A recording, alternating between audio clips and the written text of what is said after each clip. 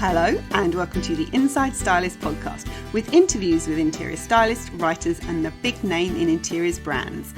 We talk to everybody in the business and today is no different.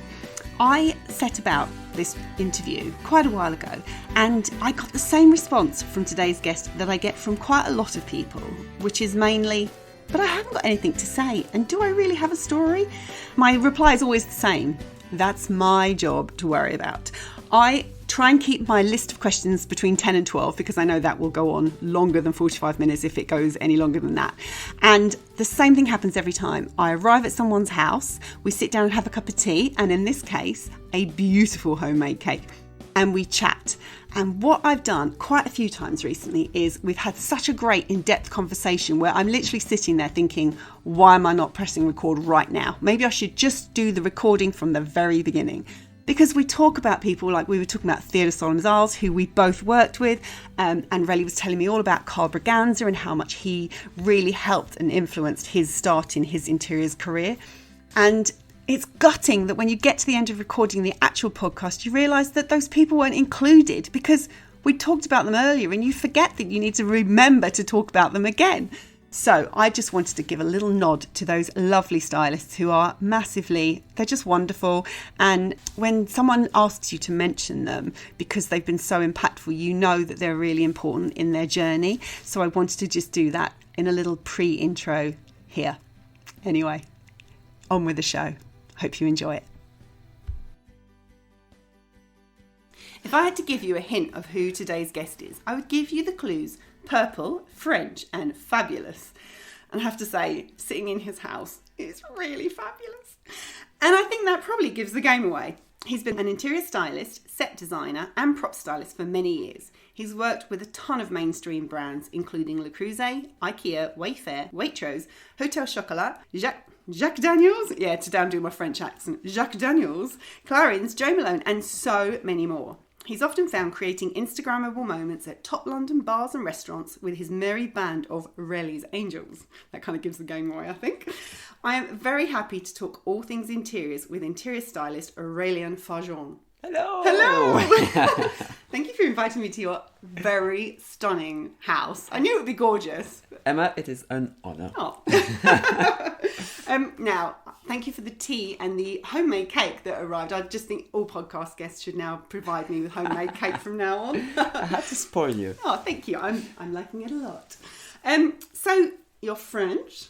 That was almost a French accent. You're from France, and you came here, and you're a stylist. But were you a stylist over in France? No, I never was. I actually trained as a chef in France. This makes sense now.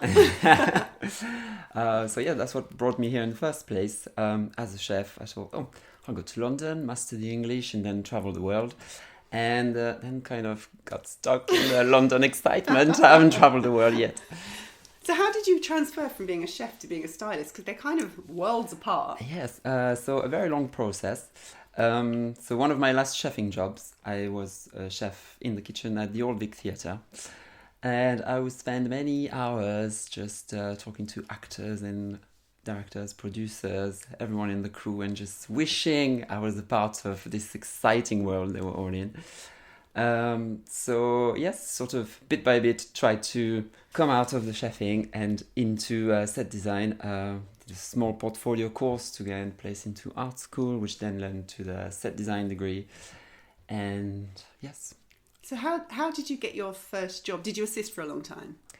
For years, for ages, yes. My degree was obviously more theatre based. So when I first came out, I was assisting theatre set designers, doing loads of my own little shows, and randomly one day, whilst I was buying paint for a theatre show in B&Q, this lady overheard me having this discussion with the B&Q lady that didn't want to help me about floor paint that wouldn't peel, blah, blah, blah. She was like, no, I'm a set designer. I know, he's right. You need to give him this floor paint. I was like, oh, she's a bit fabulous. What's the chances? And then she walked away and I was like, oh, gosh, come on, Reli, gather up the courage, go and talk to her. So I went back and was like, oh, hi, a set designer. So I assist some set designers as well. And if you ever need someone, please, give me a call. And I gave her my business card that I just happened to have on me.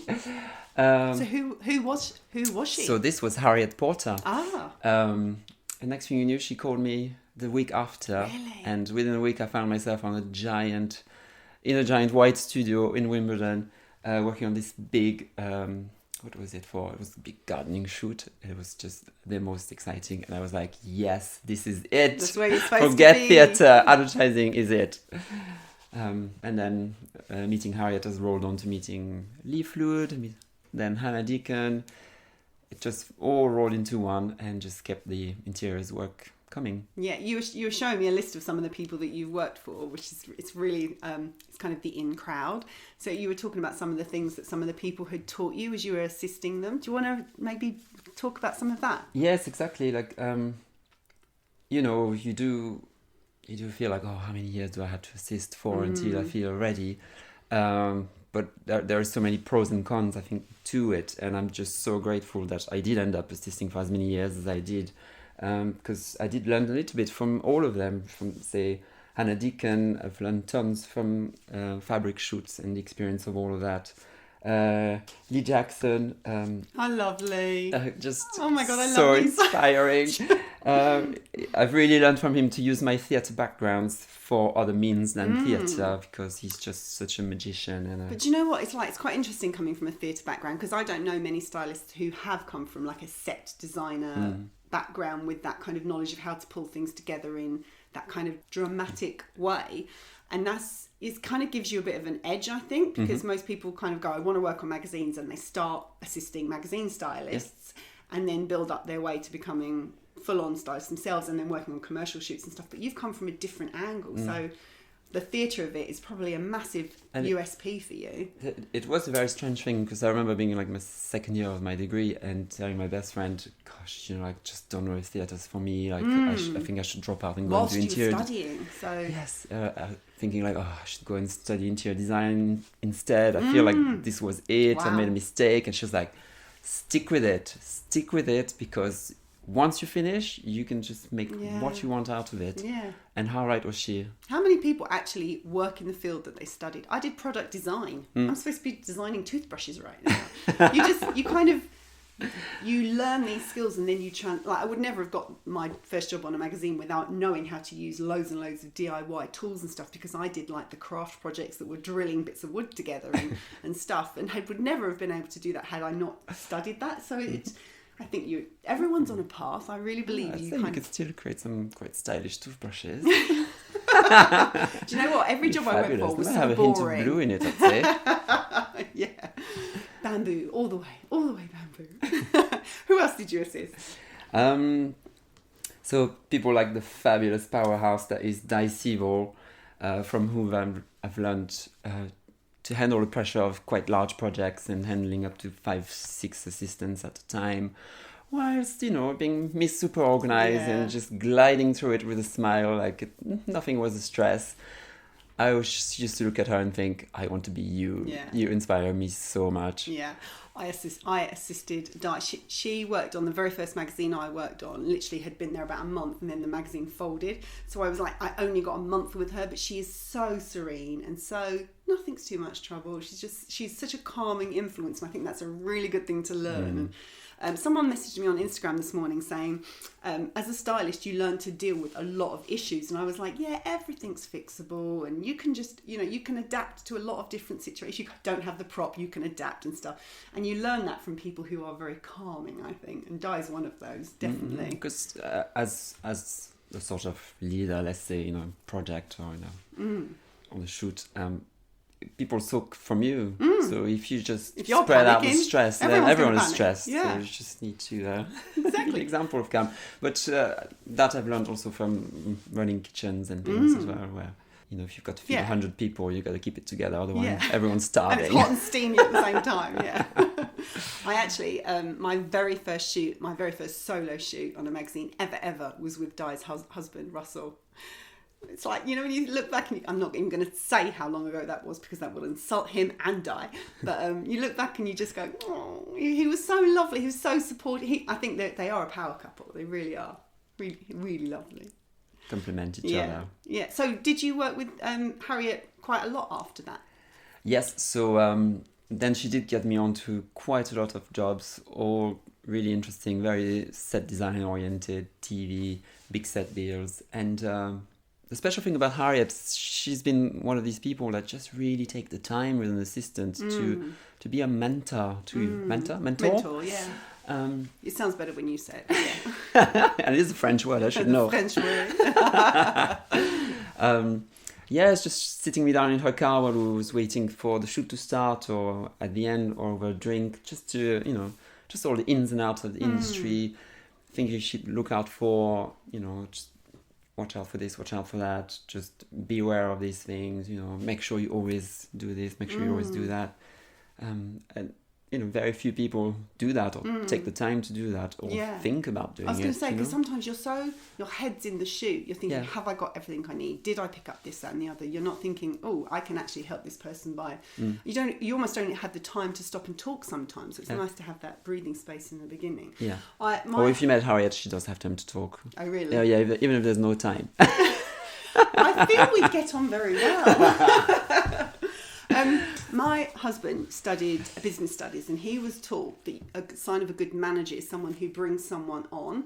And it's that whole thing of, you're not training someone to come and take your job. They are going to move up through the ranks naturally, and you want them to do it in the best way possible. And I think that's kind of what Inside Stylist is about. It's about the supporting each other coming through. Sorry, I'm not doing a big plug, I'm just saying. And I think that's really important for people to, like, I try quite hard to do it with my assistants. I'm like, what are you up to? Where are you going? Why don't you speak to that person? And I think it is a really important skill. I agree. For people to do. And like, because my husband had said that, because Tim had said that, I do think in that way, and it's really good that she's done that, and I like to think she does it with everybody as well. It's not your given nature. That just makes me think that coming from the chefing, where it was such a at times horrible industry, where you just got shouted at by your bosses, head chefs, just calling you by my surname, and you know, just all day long, things wrong with me and what I hadn't done, blah blah blah. Then coming to this loving industry with all these wonderful people, everyone elbow to elbow supporting each other. I just felt like, oh gosh, this is just joy, pure joy. Why would you stay in one area when the other is so different? Taking time to be this mentor, like I said. I'm just so grateful to her now, because especially for the first few years after I launched as a stylist by myself, I definitely had Harriet's voice in my head. I always used to feel like I need to channel my inner Harriet. What would Harriet do right now? I love that. That's the best thing to do, I think. When you're in a really difficult situation, think of someone who is 2 or 3 steps ahead of you and think, how would they do it? That's exactly it. Yeah. How did you transition from assisting? Because we were talking before we started recording about there are very few people who have just gone straight into styling, but I think it's a transition from another job that is, they've got a good background, they've got good connections, and it's just automatically transferred. I mean, Kira Elliott is a perfect example. She was doing fashion, and then someone went on maternity leave, and she was asked to just cover the interiors pages, and then she went down the whole interiors line. So she had no experience of being a interiors stylist, but that's where she is now, and she's massively successful. But in general terms, most people do start by assisting for a long time.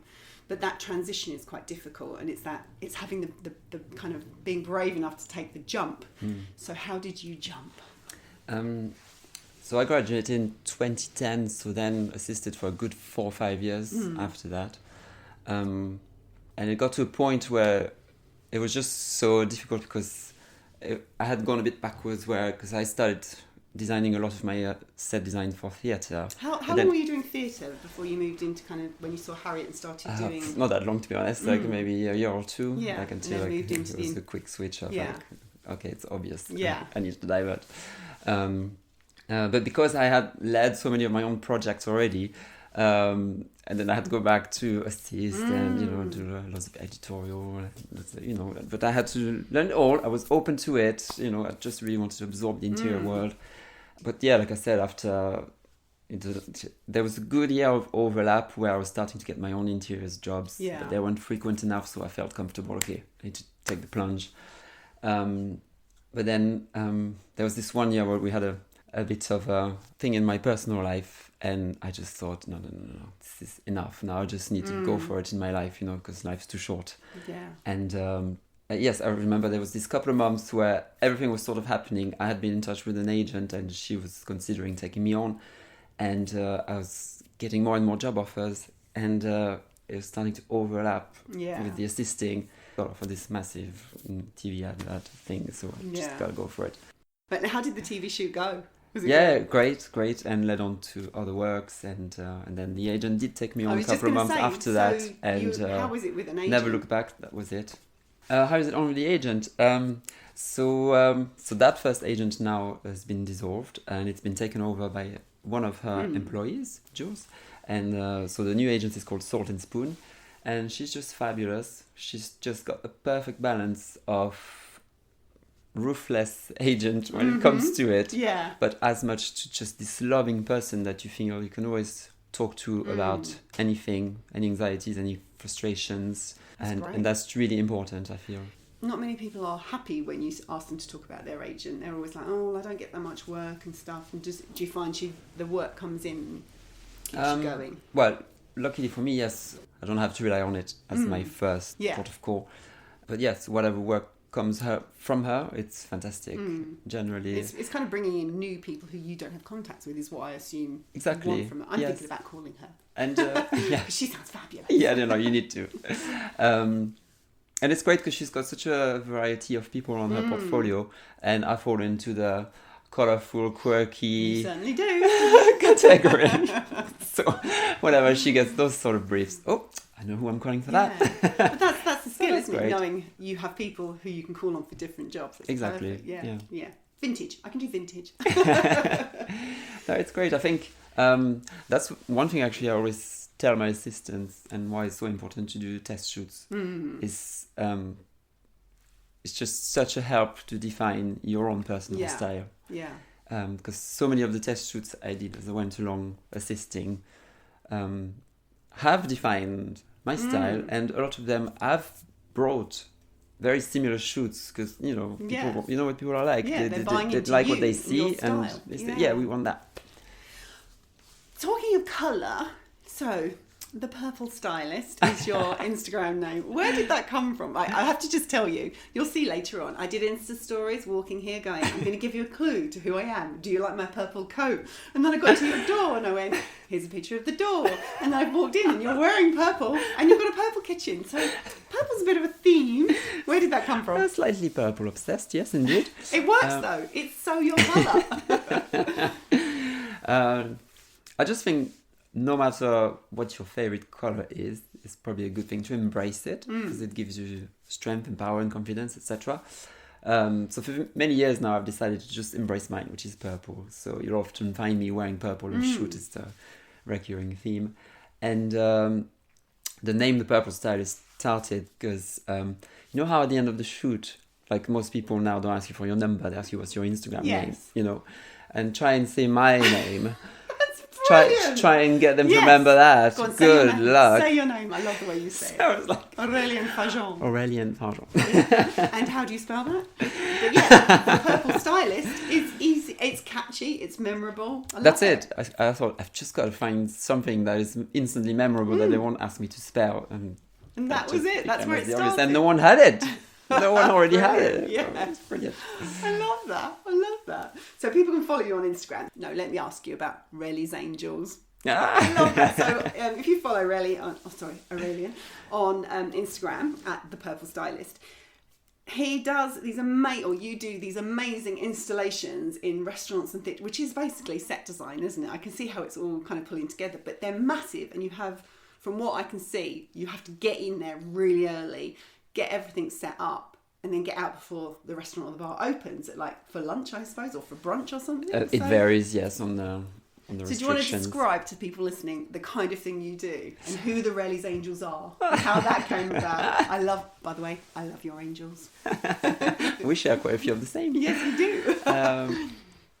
So that all started, so it's mainly for Hush Brasserie in Mayfair. So we do them quarterly, and it's often sponsored by drinks brands. So they give a bulk of money, and we need to make the place look fabulous, matching the brown's colors, basically. So because it's a restaurant, we tend to do it on a Sunday all day, because they haven't got breakfast terrace that day. So then from lunchtime, we just have to walk on tiptoes around seated customers, try not to hit them in the head with branches and things. So did you want to describe the kind of thing you would do? So the one we're preparing at the moment is the new spring one. So all florals, English garden style, just lots of flower pots, edible flowers. So they've got this giant arch by the entrance of Hush. So we tend to make the wow factor out of this arch every time. But now they want the double wow. They also want the wow once you're seated in the terrace as well. Because what used to happen was people would take a picture of the arch but would not necessarily sit down. So now we tend to do ceilings sort of hanging from the umbrellas outside. So we're going to go wisteria for this one. Hopefully by the time this comes out, it will be out already, so it's no secret. So we have to make sure every inch is covered. They're phenomenal. And I can imagine, because you have like 2 or 3 assistants with that to get it all done exactly, in the time. Because it's a restaurant, once again, we can't just keep interfering on the terrace. So ideally, we want everything sorted in one day. So the only way to make that happen is just have the bodies angels, there. have angels. Bring in the angels. Who started the angels? It was Elena Fantuzzi. It was just this one time. She was like, "Oh, we're like Reli's angels." Yeah, forget about Charlie's angels. Not Charlie's angels. It's Reli's angels. I love it. I just thought that's brilliant. Let's keep that. Tell me, what's your favourite thing to work on? Like, do you do any editorial styling? Because I don't really see that. No, it's funny because when I started, I've done so much of it, like especially with Hannah Deacon, and I used to love working with her, and we used to do House Beautiful every month, and that was fabulous. So when I started that, I really gave it a good go, trying to contact magazines, like get me a look at my test shoots. But no, that never went anywhere. No, you were sent down a different path. Yes, absolutely. So I just tend to do commercial. But what's your favourite thing to work on? Do you have a favourite? I don't know if there is a specific thing. Generally, I love it when you get a brief and it's something that's, is breaking the mold, it's just out there, it'd be exciting. You know. Obviously, widely colourful is generally up my street, so that will get me excited. Generally those sort of briefs where clients are taking a risk, because these days it's all about getting noticed. So if you give me a whole white brief, it's just not going to excite me. No, I think that's really true, because the thrill of being a stylist is never knowing what's around the corner, and getting a new job from a new client is always really exciting, and kind of coming up with the ideas and seeing if... The best thing is when you say, right, I've got this idea, and they're like, oh, never thought of that, that's fantastic, yes, go with it, and that whole that kind of thrill you get when they're like, yes. But that thing you say about new clients actually makes me think about something I wanted to tell you, which is that's one of my favorite things to work on, is a shoot where I already know the clients and I already got their trust. Yeah. Because isn't that just the hardest thing in our work, that constantly meet new people and constantly having to regain their trust? It's like day one of a job every time, and that can be really straining sometimes. You just want to tell them, you just need to trust me, please. That's so true. I did a job, I helped a friend out recently, and it is gaining the trust, and for them to trust that you can do it, and for you to trust that that is what they want. It's a real balancing thing. But I know what you mean. When you've got a team, it's a team, and it doesn't feel like work, because you just go in and, hi, how are you? And I need coffee, and you need a bacon sandwich, and off we go. And you just get on with it. And it's lovely to do that. And it's like having an assistant that you use a lot. Like, I try and use the right assistant for the right shoot. And when they're right for one brand, you stick to that, for as long as you can, until they go off and do styling on their own. But it's that everyone coming together again. We saw you 3 months ago. Here we are again, or 6 months ago. Let's talk about Le Creuset. I love your Le Creuset story. So you work with them quite a lot. You do a lot of their commercial, their social media, all of that sort of thing. Tell us how you got that, how that kind of started. So that was in that phase where I was just starting out, just had to get new clients, but I just thought, I'm going to go for the people I really want to work for, the brands that really excite me. And Le Creuset was such an obvious, because they're always so full of colors. So I managed to find who the PR was for that. sent in an email. I really took time to write that email, just listing all of the reasons why I would love to work for them, and that would be the best person for the job, because it's been in my family history. We've always had pots that we pass down to each other, and I've been loving the development of the brand over the years with all the colours and keeping it relevant and fresh and contemporary. And it worked. They contacted me, they said, we'd like to have you for the next campaign, please. And so originally it was just to work on styling the magazine that they produce quarterly. And now it's just developed into styling absolutely anything and everything they do, which is fantastic. And how often do you shoot with them? So every 3 months sort of thing. Every 3 months, and you've just come back from 4 days shooting with them. So every 3 months for 4 days? Every 3 months, no, for 3 weeks. 3 weeks, So like with them last week, them again next week. So this was a really good move. Yeah, very much. Anybody looking to, stylist assistant or stylist looking to increase their clients, I think this is a really good tactic. I think it's genius, absolute genius. When you told me that, I was like, oh my God, why am I not doing this? This is brilliant. But just to have that passion. I mean, I remember Le Creuset from when I was a kid. It was bright orange. Like, you just remember it from I'm much older than most people, but it's such a heritage brand. And you're right, what they do is brilliant with the change in the colours all the time and a new colour of the season. I didn't know they had a magazine either. So that is something that I was talking to someone about this recently, is that everyone's saying, magazines are in decline. Print is not in decline. The way print is out there is changing, is the way to see it. But independent magazines are just on an upward trajectory. So you have to kind of think outside the national magazines. There are styling jobs outside of that. But the in-house magazines for shops and for brands is just taking off because they're making them. I mean, I'm thinking of Neptune. Have you seen Neptune's magazine? It's beautiful. Sure, it's like a book. It just comes through the post. It's got recipes in it. And I'm sure Le Creuset is the same. It's recipes and ideas. And this is where because we live in a world of content. It's just content, isn't it? So whether it goes in the print, it goes on their website as well. It gets sold to press. It's all stories. We get chefs featured. We get lifestyle shots of beautiful houses with dining table featuring heavily Le Creuset everywhere, conveniently. So yes, it's just a multitude of things that can target a multitude of people, which is what it's all brilliant. about. Absolutely brilliant. So what would your dream job be then? Because I think Le Creuset, having been a chef, is probably, and regular work. That's the other thing I wanted to tell you. For anyone out there who's sitting there wanting to change their lives, not knowing where to start, just start. Just take short courses in anything you fancy, and gradually you'll figure it out, just like I've done. Which is, if I'm sitting there today as a set designer, trust me, anybody can turn life around doing something else. But it's like going with your passion, isn't it? And also you meet people, like meeting Harriet and B&Q is like, what are the chances of that? Yes. You meet so many people along the way. It's really interesting. But if you've got your eyes open. Yes. I do feel... And also you were brave enough to go and say, hi, you said you were a set designer.